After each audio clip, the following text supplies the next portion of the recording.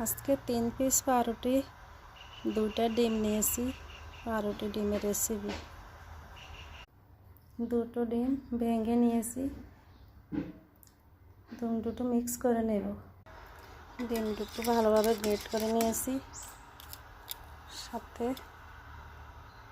ছোট্ট 1 কাপ দুধ দিয়েছি। চামচ চিনি দিয়েছি, যে পরিমাণ চিনি খাওয়া লাগে সেই পরিমাণ দেব। এখন ভালোভাবে গ্রেট করে নিয়েছি। এখন একটা পাউরুটি নিয়েছি। পাউরুটির উপর এগুলো ডিম দুধ মেখে রাখা ওগুলা দিয়েছি। তারপরে আরেকটা পাউরুটি দিয়েছি, তার উপর এভাবে দিয়ে দিব।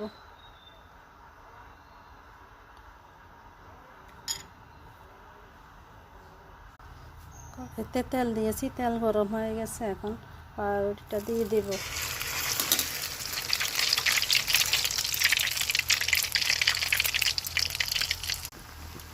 পাউরুটিটা এখন উল্টে দেব।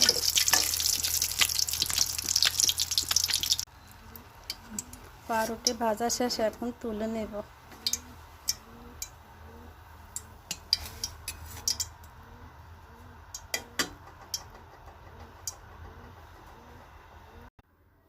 একটা ছুরি দিয়ে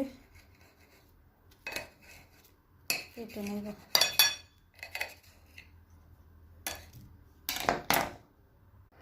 পাউরুটিগুলো কেটে নিয়েছি। দেখেন কত সুন্দর, দেখেন অনেক সুন্দর, দেখতেও সুন্দর, খাইতে ভালো।